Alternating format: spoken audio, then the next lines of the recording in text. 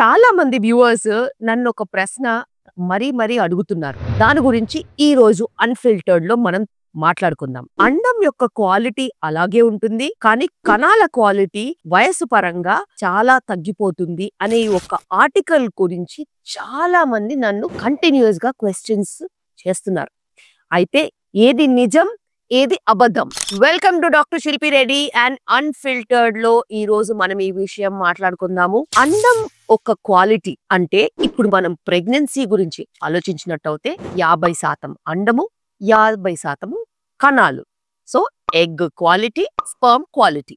ఇప్పుడు ఇలాగ మనం ప్రెగ్నెన్సీ గురించి మాట్లాడుకునేటప్పుడు అది ఎలా ఒక్క అండం క్వాలిటీ అన్నా స్పర్మ్ క్వాలిటీ అన్నా డిపెండెంట్ తో ఎలా ఉంటుంది? అలా ఎప్పుడూ ఉండదు. అండం క్వాలిటీ మంచిగా ఉండాలి, స్పర్మ్ క్వాలిటీ కూడా మంచిగా ఉండాలి. అప్పుడే న్యాచురల్ గా మనకి ప్రెగ్నెన్సీస్ వస్తాయి. అయితే ఇప్పుడు ప్రశ్న ఏంటంటే వయసు పరంగా దేని క్వాలిటీ ఎక్కువగా పడిపోతుంది అనే విషయం గురించి చాలా మంది అడుగుతున్నారు. అయితే అండం ఒక క్వాలిటీ గురించి మనం తర్వాత మాట్లాడదాం. ఇప్పుడున్న పరిస్థితిలో గత 5 సంవత్సరాలుగా నేను చూసింది నేను చెప్తాను. లాస్ట్ 5 years అంటే గత 5 సంవత్సరాలుగా స్పర్మ్ క్వాలిటీ అనేది చాలా స్పీడ్ గా పడిపోతుంది. ఎగ్ క్వాలిటీ కంటేను స్పర్మ్ క్వాలిటీ అనేది చాలా ఫాస్ట్ గా మనకి డిక్లైన్ లో ఉంది. ఎందుకంటారా? దానికి చాలా రకమైన కారణాలు ఉండొచ్చు.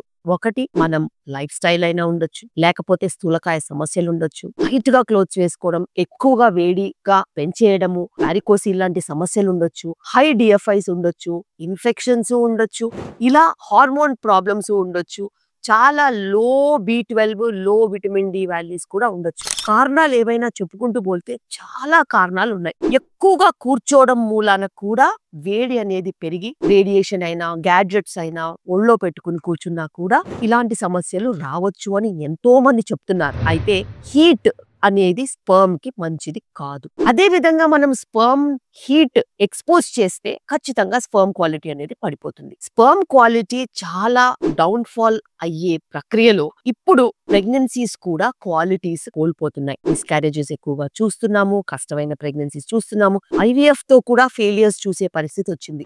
ఏజింగ్ సమస్య వల్ల చాలా ఆక్సిడేటివ్ స్ట్రెస్ కూడా ఉంటుంది, ఏజింగ్ కూడా ఉంటుంది, ఇలాంటి లైఫ్ స్టైల్ సమస్యలు కూడా ఉంటున్నాయి. కాబట్టి ఏజింగ్ పరంగా వచ్చే సమస్యలు కూడా మనము స్పర్మ్ క్వాలిటీని తగ్గించే అవకాశం ఉంటుంది. ఇది స్పర్మ్ క్వాలిటీ. అయితే ఈ ఆర్టికల్లో ఏం చెప్పారు? స్పర్మ్ క్వాలిటీ ఏజ్ పరంగా బ్యాడ్ అయిపోతుంది, దానివల్ల మెన్నుకి కూడా ఒక క్లాక్ ఉంటుంది, దాని పరంగా తొందరగా ప్రెగ్నెన్సీస్ ప్లాన్ చేసుకోమని చెప్పారు. తొందరగా ప్రెగ్నెన్సీ ప్లాన్ చేసుకోవడం అనేది కరెక్ట్. ఏజ్ పరంగా క్వాలిటీ పడిపోతుందనే విషయం కూడా కరెక్ట్. అది మెన్లో 100% ఇప్పుడు అది తేలింది. అయితే అందులో ఇంకొక ఆర్టికల్ కూడా ఉంది, ఉమెన్ ఎగ్ క్వాలిటీ ఏజ్ పరంగా అలాగే ఉంటుందని.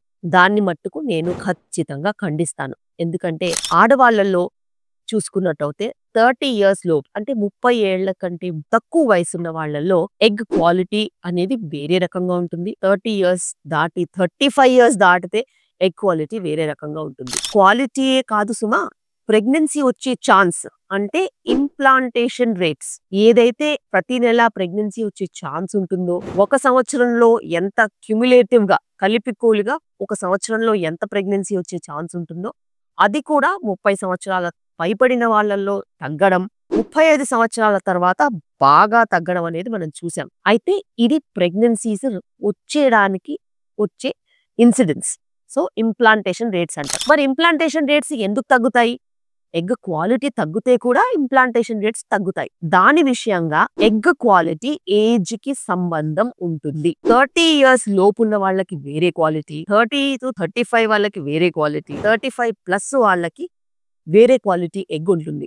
అలాగే 40 దాటితే ఇంకా క్వాలిటీ తగ్గుతుంది. అలాంటప్పుడు సొంత ఎగ్ యూస్ చేసుకున్నా కూడా 40 పైబడిన వాళ్ళకి సొంత ఎగ్ యూస్ చేసుకున్నా కూడా ఎంబ్రియో క్వాలిటీ అనేది చాలా బ్యాడ్ గా ఉండే అవకాశం ఉంటుంది. యాన్యూప్లాయిడీస్ అంటాం.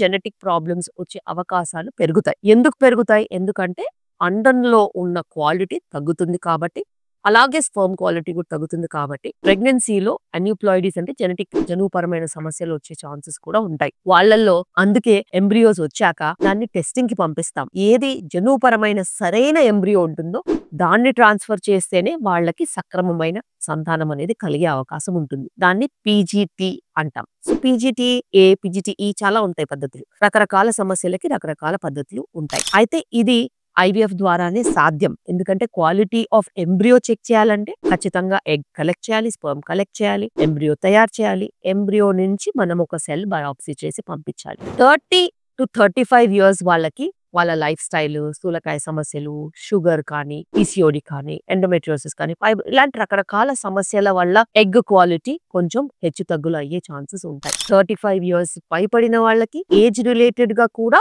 సమస్యలు ఉండొచ్చు, ఇంప్లాంటేషన్ రిలేటెడ్ గా కూడా సమస్యలు ఉండొచ్చు. అందుకే ఎవరైతే ప్రెగ్నెన్సీస్ లేట్ గా అవ్వాలనుకుంటారో, ఎవరైతే మాతృత్వం అనేది కొద్ది రోజులు పోస్ట్పోన్ చేయాలనుకుంటారో వాళ్ళందరికీ ఎగ్ ఫ్రీజింగ్ చేయించుకోండి. యంగ్ గా ఉన్నప్పుడే లేట్ 20s లో 26, 27, 28 లోనే ఎగ్ ఫ్రీజింగ్ చేయించుకోండి.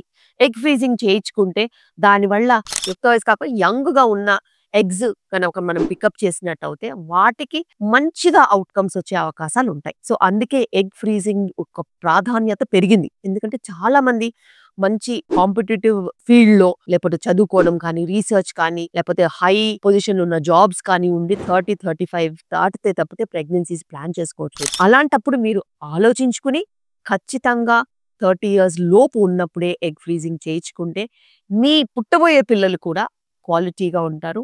చాలా రిజల్ట్స్ కూడా మంచిగా ఉంటాయి. అప్పుడు వెళ్ళి 35 years కి నాకు ఎగ్ తగ్గిపోయింది, నా క్వాలిటీ తగ్గిపోయింది అంటే అలా బాధపడి లాభం ఉండదు.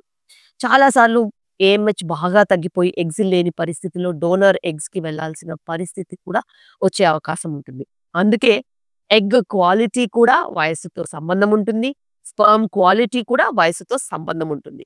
ఇది మట్టుకు ఖచ్చితంగా నిజం. వీటన్నిటితో పాటు ఈ క్వాలిటీని ప్రభావితం చేసేది స్థూలకాయం లాంటి సమస్యలు, డయాబెటీస్ లాంటి సమస్యలు, ఆడవాళ్ళల్లో పీసీఓడి, మగవాళ్ళల్లో ఐడిఎఫ్ఐస్, వారికోసిల్ సమస్యలు, ఇన్ఫెక్షన్స్, ఇలా చెప్పుకుంటూ పోతే ఎన్నో విషయాలు. వీటన్నిటి నుంచి మీకు ఒక మంచి క్లారిటీ తీసుకురావడానికి నేను ఈ పాడ్కాస్ట్ చేశాను. అండ్ దిస్ ఇస్ అన్ఫిల్టర్డ్ ఈసారి. And this is your doctor శిల్పి రెడ్డి సైనింగ్ ఆఫ్. అండ్ ఒక మంచి టాపిక్ తో మళ్ళీ కలుద్దాం.